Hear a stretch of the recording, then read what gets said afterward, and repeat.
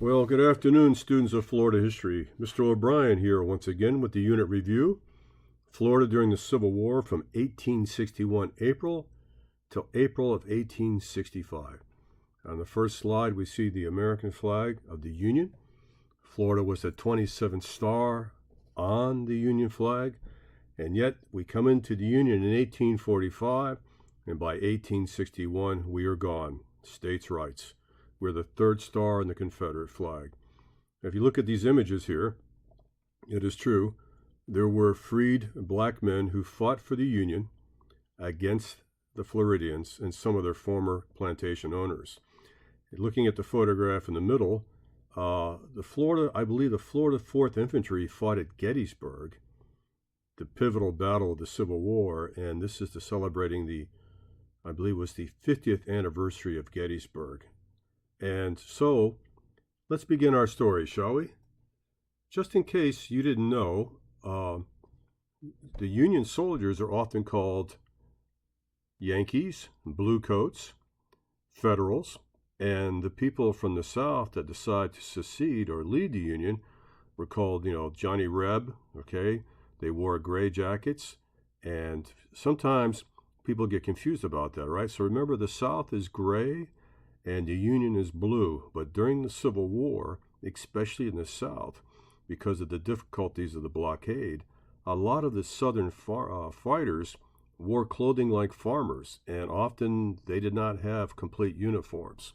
So just for future reference, a Federal or a Unionist, blue coat, those are Yankees, that's the Union. And Johnny Reb, the rebels, right, the secessionists, that is the Confederacy. All right. As we look at this particular slide here, this is a picture of the cotton belt and cotton population. And you can see that cotton was growing pretty much in Apalachicola up by the Panhandle. And even though we were underrepresented by the number of people in the state of Florida who were actually growing cotton, those people in Florida that were growing cotton did very, very, very well. And as a matter of fact, cotton is going to be the big part of the politics of the state of Florida. Now, men, in those days, there was the Democrats and there were the Whigs. And it's interesting because the Democrats attracted small farmers, right? And the Whigs were kind of more of the upper class, if you will. But it's interesting. Remember that after the Civil War, because the Republican Party is going to come in the midst of all this, Abraham Lincoln will be the second candidate of that party, was that the Republicans, once they decided they were going to fight against the issue of slavery, Florida did not elect a Republican governor, I think the first Republican governor ever was in 1983. Yeah, a guy by the name of Bob Martinez. So remember, the Democrats are pro-slaves in this particular issue. And as the war begins to heat up, we're going to see that the state of Florida is going to have to make a choice. And that choice is going to be with the pro-slaves, okay? So the pro-slavery party at that particular time would have to be anyone who did not represent the ideas of Abraham Lincoln. And because the parties were so divided, you look at this particular slide, you have Abraham Lincoln of the Republicans, Stephen Douglas, a Northern Democrat, John Bell, a Constitutional Unionist, John Breckinridge, right, a Southern Democrat. Because there were so many different factions talking about the issues of states' rights and slavery, it was a very fractured election. And so, even though Florida has a very, very small population in comparison to the rest of the Union, they decided that they're going to go with states' rights and protect the plantation owners. And, we talked about our previous chapters, David Levy Yulee, the first Jew to make the American Senate. A lot of people are saying, you got to think about this before you leave the Union. This is going to be a big, big, big decision. Because if you leave the Union and you start a war, Florida does not have a single rifle factory in 1861. Florida has less miles of railroad than any state in the Union. You take all the Confederate states and you add up their railroad, right? For every 1 mile of railroad the South has, the Yankees of the Union have 12 miles. You know, the North, and they embraced the Industrial Revolution, and the South went with agriculture. So some very famous Floridians are saying you better be careful about this, including a gentleman by the name of Richard Keith Call, who had slaves himself. And then it happened. The John Brown raid, you may have learned that in American history at Harper's Ferry, the idea of arming militant slaves to hunt down and free other slaves and to bring harm to plantation owners. And when John Brown was finally captured by Union forces and he was executed for basically causing a rebellion and arming runaway and liberated slaves, it was a very divisive incident. In fact, when you look at this particular chart right here, we're going to see that Abraham Lincoln is going to win without even winning, I think, right around 40% of the popular vote. All right? So he was definitely positively, it wasn't a landslide victory. It wasn't a popular election at all. And men, we talked about this idea that if you look at the picture of Abraham Lincoln in 1861 and the picture of him in 1865, you can see the stress of what happened trying to hold this country together. Because remember, men, this is a war, a costly war, where Americans will be killing Americans. And it's interesting, we have a former Vice President of the United States, John C. Breckinridge, who will leave the Union and will actually fight for the South. In fact, people felt so adamant against Abraham Lincoln that in the state of Florida and other states, his name was not even a ballot. He wasn't even going to be, you couldn't even vote for him because they did not even have the respect of putting him on the ballot. And this is Governor Milton. We're going to talk about him a little bit later too. And Governor Milton, right, is going to call for a convention. And in that particular convention, men, the majority of the people that showed up were the upper class slave owners. And it's interesting, it's very interesting that the yeomanry, lower class, white farmers who are actually being hurt by trying to compete against slavery and the upper class, most of them went along with the idea of states' rights. They defended the governor, and they defended the plantation owners, and they defended the very institution that was limiting their financial chances of getting ahead. Something about Southern culture, you have to understand that loyalties and families run deep. We talked a little bit about that too.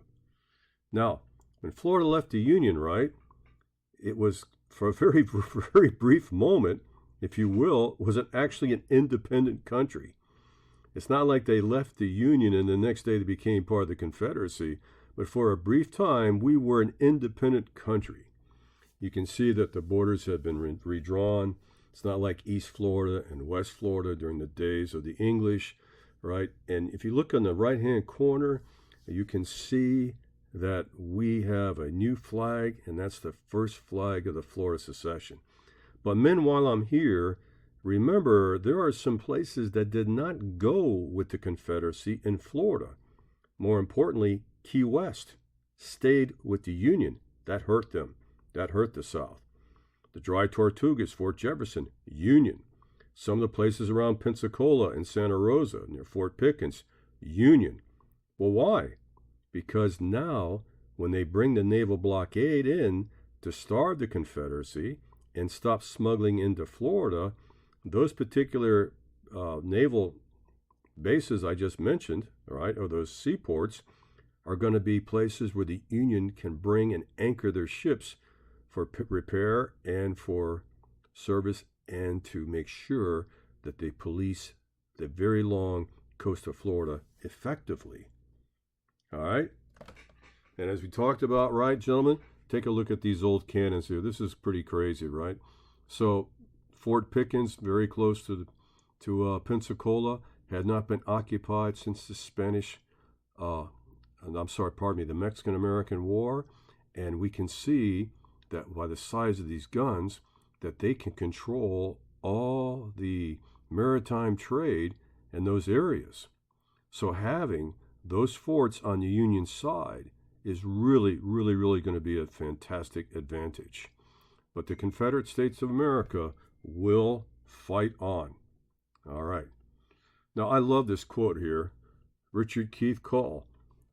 Remember, this guy had slaves, and he said, you can't fight against the Union.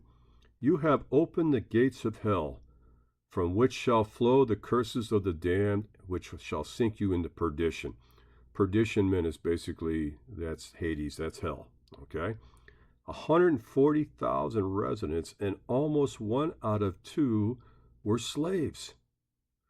Men, it's true when they talk about the fact that there were more pigs and cows in Florida than there were people. And the New York newspapers, the Yankee newspapers in New York, made great fun of the state of Florida. They called us the tadpole and the dirty pool of secession. Remember, secession is the verb to leave the Union. All right? We talked about... Now, what exactly did Florida contribute? Well, surprisingly, even though we have a very small population, right, we're going to have over 6,722 men enlist. Now, if you take the ratio of the number of other states per capita of men who volunteered to fight for the Confederacy, right, we have a very high enlistment rate. Yes, I know Georgia, Virginia, Tennessee, I get that, right? But men, speaking from ratio, Florida was well represented, right? We hoped to get 5,000 men. We got 6,722 men to show up. And that was a very high per capita of our population. And remember, men, these guys, most of them were volunteers, and they were not drafted. They came of their own accord. All right? So the Yankees are going to come up with Operation Anaconda. They're going to try to have a blockade of the southern seaports and coastlines so that England, their primary ally, cannot sneak in weapons, gunpowder, medicine, supplies, and the hardware of fighting a war in exchange for cotton, because England was into cotton, right? Wool is no longer the thing, it's cotton. And in fact, they're growing cotton in the Sudan of Africa, and they need southern cotton. So they're exchanging cotton for the wares of war. Now, the Yankee blockade was so effective, even though I know a lot of ships got through, but it was really very effective, that from the very get-go, the southern states are beginning to have shortages. Now, this gentleman here, his name is Stephen Mallory, all right? And Stephen Mallory was at one time a very important man in the United States naval affairs. And Stephen Mallory says the only way we can break the blockade is not by numerical supremacy, it's by using technology. Now, they found this old sunken ship, the CSS Virginia. They raised it off its watery grave, not very deep into the waters off of Virginia. They reformulated it, got a steam engine, brought in large naval guns, put out iron plates on the side, right? It was slow, but it's a first dreadnought, a first battleship. What are the odds that the Yankees were doing the same thing? And in a very famous battle between the ironclads off a place called Hampton Roads, we saw the Yankees and the Confederates duke it out in the first modern battleship war in American history. It was pretty much a draw. But Stephen Mallory realized that this, in making submarines like the Hunley, which had some limited success, was not going to break the blockade. So Stephen Mallory did something very, very controversial. He snuck into England, and he asked the English, even though it'd be an act of war, to build the fastest, most sophisticated blockade runners the world has ever seen at that time. Well, the English people did it because they know how to build ships, but they told them, we will not put weapons on it because that would be a violation of neutrality. We don't want to go to war with the Yankees quite yet. And so they built these ships, And spies from the United States went to England. They could not find where these ships were being built. And when they appeared, they were incredibly effective. I think there were 5 famous ones. There was the Alabama, the Florida, the Shenandoah Valley, and so on and so forth. But the most famous one was the Alabama. And that raider captured or sank 64 Union warships or cargo ships. In fact, it was such a famous shipment that there was a high price paid for anyone who could lead information to the capture of Captain Sims and the crew of the Alabama. On the test, I'm going to ask you this question. It is the only time in the history of Lloyd's of London Insurance that they stopped writing policies on Union ships in the Atlantic and even in European waters because of the effectiveness of this handful of blockade busters. And you know what?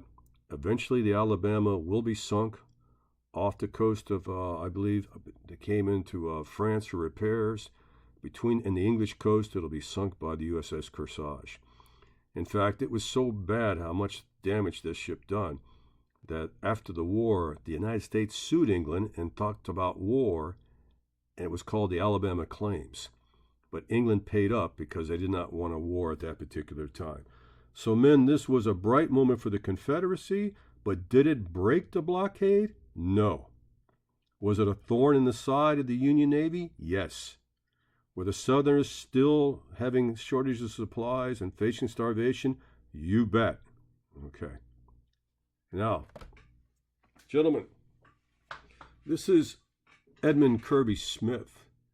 There's a statue of Edmund Kirby Smith in the rotunda of the Capitol of the United States, along with a guy by the name of Dr. Gorey, who invented the air conditioner, trying to stop malaria. Now, I don't know what's going to happen. You know, in this day and age, a lot of the Confederate monuments are coming down. So I imagine Kirby Smith will not be in the Capitol Rotunda very long, okay? But they knew something, right? They knew something. Even though Florida had a tremendous coastline, it didn't have any transportation. And so the really important seaports, with Key West gone, was actually Charleston, Norfolk, and New Orleans. But don't get me wrong. In times of desperation after 1863, Florida would become more important for smuggling. But Florida's real important is going to be in salt, naval stores, hogs, lumber, and cows. Yes, cows. So, men, smuggling, yes, absolutely. Salt, you better believe it. But cattle and pigs, the Florida fed the Confederacy. And let's get into that a little bit more later, okay? So, gentlemen, that's one thing about living in Florida, was that black marketeers are going to really, really prosper during this time. Now, even though hundreds of ships got through, a lot of these ships that got through were not actually fighting for the Confederacy. They were opportunists. Yes, they were running the blockade not for the South. They were running for the blockade for profit. Yes, the state of Florida has always had smugglers. I don't care if it was alcohol in the 1920s, bringing in Jews from Cuba during World War II, illicit drugs of the 70s and 80s. Men, we've always been a state of smugglers. And so the only people that are making really profit in the South during the war were those people who were risking the blockade to sell their goods on the black market. And trust me, you would pay handsomely for coffee or medicine if you didn't have any. All right? So as we talked about the idea of Florida really being kind of an afterthought, don't think that the United States Navy didn't take it seriously. This is an image of a gunboat. These are coastal gunboats that travel up and down the coast of Florida, sometimes up the rivers, taking a break in Key West and Pensacola, right? So we were being patrolled. The state of Florida was never out of the Union eyes, but they couldn't be everywhere at once, and that was to our advantage.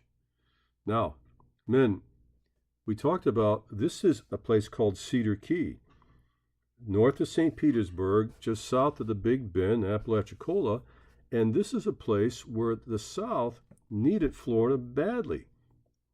These are salt boilers. Men, they would take ocean water and turn it into salt, and you could not. You didn't have refrigeration. You couldn't have refrigeration at all. So without salt to cure the beef and the pork, there was no meat for the armies of Northern Virginia, for Arkansas, right? For any of the Confederate armies. They depended upon salt for everything. It was used in the making shoes and to cure leather. It was even important in ammunition. And if you look at this image, men, you can see that there are U.S. Navy commandos coming in to destroy Cedar Key. And it was funny, because as soon as they destroyed it, the Confederates came right back and rebuilt it every single time. All right? And there you go. Well, you know, men, we had salt in West Virginia, but that part of Virginia left the Confederacy and joined the Union. Gentlemen, remember this. Cows, pigs, salt. Cows, pig, salt. In fact, if you were a salt worker, you weren't even allowed to join the Confederate Army. Your job was so valuable, you had to stay and make salt. So that was the big things that Florida contributed, okay? Now, what about the cattlemen? Guys, the cattlemen were in a jam. Because, think about it. If you ship your cows to Cuba, you get 30 pieces in gold, and gold never goes out of style. But if you're now part of the Confederacy and you go to get paid, you get paid in Confederate paper dollar bills. I remember when I was a kid, I had a bunch of them. I wish I still had that. It was pretty cool. But what if the South loses the war? What is this paper worth to me? So the cattle hunters, or the cow hunters as they call them, right? Sometimes they played both sides against the middle. Sometimes they realized that the Confederacy may not win this war, and they were showing up not even paying paper, but showing up with a promissory note. So a lot of the cow hunters, right, got their cows taken from them by the Confederate Army. They weren't happy about that. Some of them actually took their cattle and hid them in places like Fort Myers on the west coast of Florida, and some of them made a beeline to go to Cuba. So please remember this, okay? It wasn't like the cattlemen of Florida just willingly gave up their cows. Now, some guys actually turned this into a profit. In fact, see that name, Jacob Summerlin? He's one of the richest men that ever lived in Florida because of the cattle industry, okay? And he prospered. He absolutely prospered. Because without cattle or pigs, there is no food. All right. And there you go. There's a good photograph. Man, it takes a tremendous amount of water, salt, and feed to make a pound of beef. But you can't live without it. Okay.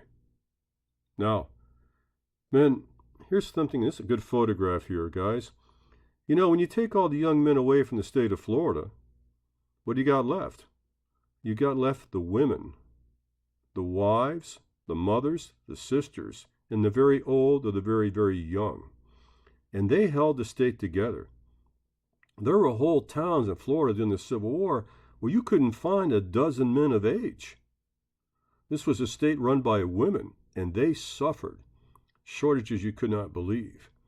And one of the biggest things that they really suffered from was a lack of coffee, right? You would not believe that prices that coffee would bring in the black market. And they tried everything, man. They tried to make coffee out of acorns. They tried making coffee out of like different types of flowers and stuff like that, and chicory.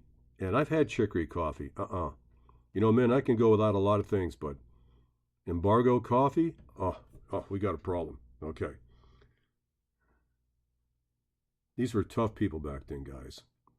Now, man, there's about 5 battlefields in Florida, but the only one of significance was a place called Olstee, okay, which is somewhere between Jacksonville and Tallahassee. I've been there a few times.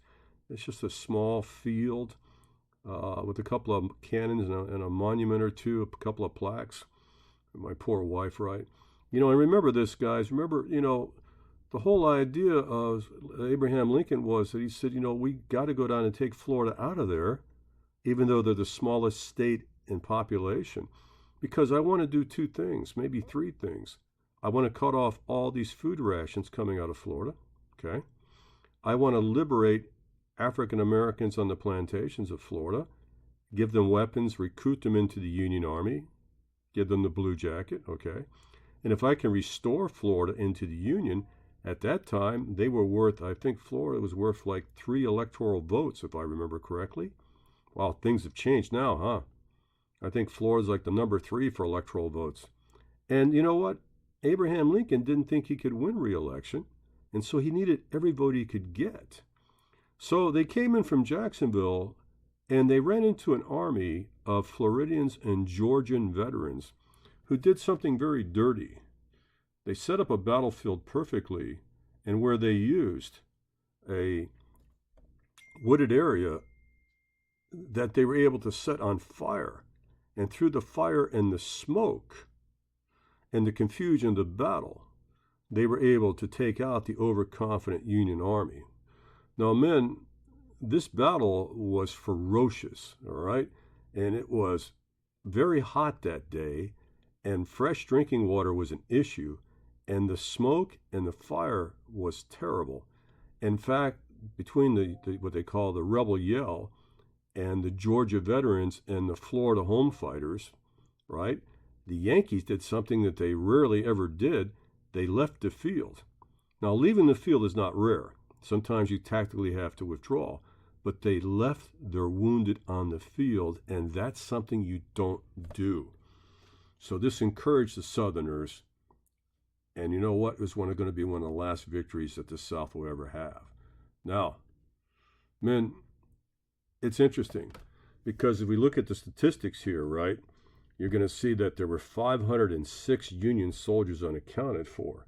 Now, the historians believe that a lot of these soldiers had been fighting for a long time, a couple of years, and they were tired, and they didn't want to die, and they just simply went into the woods, and they abandoned the cause. They were deserters. There's another interpretation coming now through letters written by some of the veterans that it wasn't that way, that the Southerners, knowing they were going to lose the war, were in bad temper, and they gathered up the wounded after the battle and took them into the piney forest of North Florida, and they executed them. Now, we can't prove this yet, but it's awful hard to have 506 Union soldiers unaccounted for, knowing how well the Union Army accounted for their men. But it showed something. It showed that the Floridians were bitter, nasty, and were going to fight to the very end. Now, men, there was another battle at Natural Bridge, but it was not as significant as the Battle of Olstee. And, you know, Florida was the only southern capital east of the Mississippi not to be captured, not to be burnt down like other capitals were, like Atlanta by General Sherman. Remember Sherman's March in the Sea, and the way that Ulysses S. Grant left a trail of absolute total destruction. Now, there is the Capitol building, right? But Florida is in very bad shape. The economy is destroyed. The plantations are gone. The slaves have been freed. The casualty rate for Florida is about 35%. Women are running the country. The embargo is hurting. It's a bad place to be. And finally, Governor John Milton, right, decided to go out to Marianna, a beautiful little community to the west of Tallahassee, one of my favorite places in the Panhandle, right? Saw that his farms had been utterly destroyed, his livestock stolen, his house burnt to the ground. His daughters and his wife were completely devastated. They lost everything, their life's earnings. And when it was agreed that the armies of the Confederacy would surrender at Appomattox Courthouse, General Robert E. Lee to Ulysses S. Grant, interesting thing, Governor Milton decided that he would rather kill himself than come back into the Union. It wasn't rhetoric. And on April 1st, he pulled out an 1862 Colt naval revolver, kind of like at Josie Wales, you know, war. If you ever saw that movie with Clint Eastwood, outlaw Josie Wales, put the bullet in his temple, and he was dead at the age of 58. I'd rather be dead than join the Union. So, men, the reason I brought this up is that when Reconstruction comes, there's going to be a lot of hard feelings for Floridians for coming back into the United States, the carpetbaggers and unions coming down. The 13th and 14th Amendment will not go down very well with white Floridians. And so there's going to be a hangover, if you will, a spiritual hangover in Florida from the Civil War. And in the final act, men, oh my God, this is so embarrassing, right? You have a lot of the Confederate leaders fled the capital of Richmond, Virginia, and they made it to Cuba. But look at this picture here, men. This is Jefferson Davis, the president of the Confederacy, captured outside the Florida-Georgia border, disguised as a woman. Well, they were going to hang him. They were going to hang our boy, give me a second here, Mallory, Stephen Mallory, too. I have compunctions for Stephen Mallory because growing up in Key West, you know, there's a lot of people down there actually related to him. Even though Key West stayed with the Union, Mallory still has family in Key West. But anyway, I digress. So it was actually Abraham Lincoln that's going to spare their lives and give them a pardon after a year, almost a year in prison. But what an undignified way to be captured by the Yankees, okay? And the war comes to an end. And so Florida is absolutely devastated. The population has been diminished. The cattle industry is destroyed, but it will rebuild very quickly. The salt industry will never come completely back. And there's going to be a financial crash in Florida. And then for about the next 15 or 20 years, Florida is just going to be forgotten and never fully come back until the age of railroads.